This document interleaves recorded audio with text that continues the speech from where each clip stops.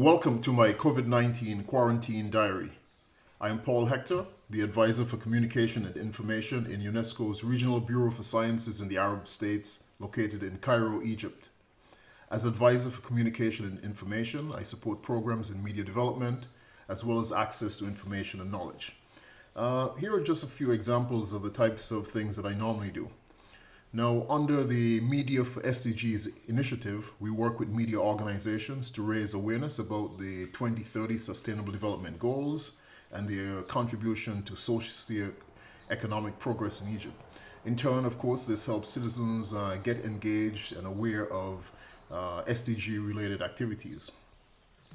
Through our Access to Information and Knowledge program, we address issues such as digital inclusion, making sure that all persons, especially vulnerable groups, can participate in the digital economy.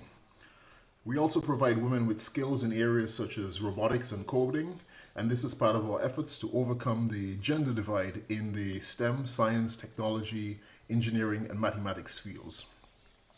Another important area is protecting and preserving documentary heritage. So we work with institutions like the Bibliotheca, Alexandrina to build awareness, skills, and of course implement an Arab plan of action in this area. We're also working with teachers, helping them to use ICTs effectively in the classroom, and working with countries so they can harness the internet to support innovation and national development activities. So, how do I spend my time during this COVID lockdown, work from home? Well, working from home was tough, when I started, but then I developed a routine, and this has helped tremendously. So now my day begins at a little before 5 a.m., and this gives me a jump start. Then at around 7 a.m., I go with my family for a bike ride and run. Then it's breakfast, and then the kids, they start home learning. We answer any questions they have, make sure the assignments are uploaded. And for some school assignments, sometimes we need to film them. So we need to do a bit of juggling to keep them on track and also, participate in my own virtual work meetings with colleagues, working groups, task forces, etc., which are many of them focused on the COVID-19 response. Then perhaps at around 1:30 we have lunch, and if my schedule permits, I like to go for a short bike ride, just sort of clear my head. And I try to wrap up my workday by 5:30. Then it's dinner, family activities, games, and so on. Then there's a nighttime curfew, so we stay at home. Well, how has my organization been ensuring its business continuity during this period?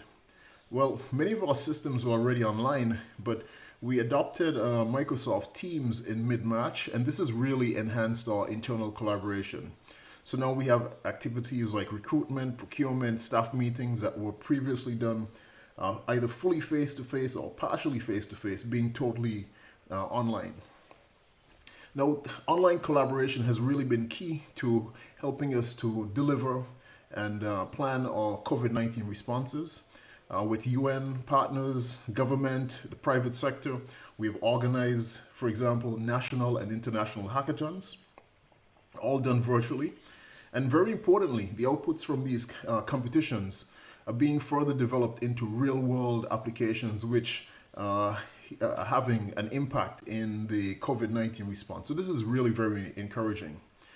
We've also been running social media campaigns with the WHO, World Health Organization, UNIC, and governmental authorities focused on combating misinformation and disinformation, addressing issues such as stereotypes, stigma, and discrimination related to COVID-19.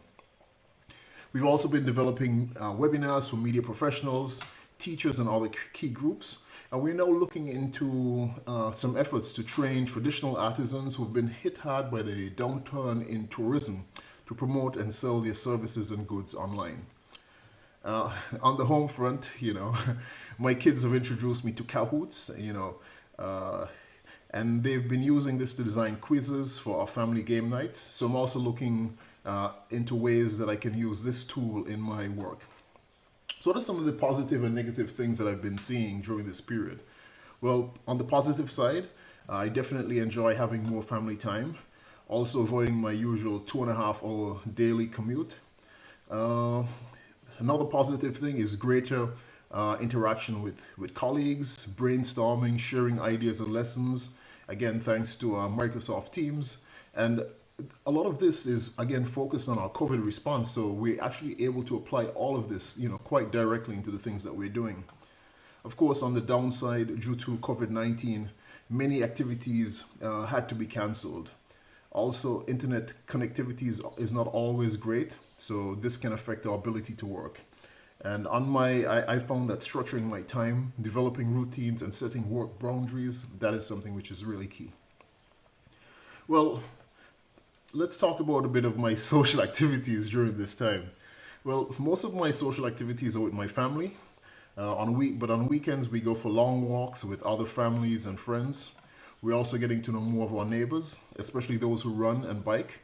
When you spend most of your time indoors, as we're doing right now, even going grocery shopping becomes a social activity, especially as you never know which friends or acquaintances you might happen to meet. I've always loved reading, and thanks to COVID-19, I've gotten into audiobooks. And I really appreciate the selections offered by the Seattle Public Library. And again, of course, this is also a testimony to how connected and how much we're using the internet. I've also been doing a little bit of making pepper sauces, bringing back memories of the Caribbean. And well, just in case you're into pepper sauce and or you have recipes you'd like to share, well, hit me up, let me know. So, well, thank you for this opportunity to share some of what I've been doing during this COVID quarantine period. Thank you. Bye.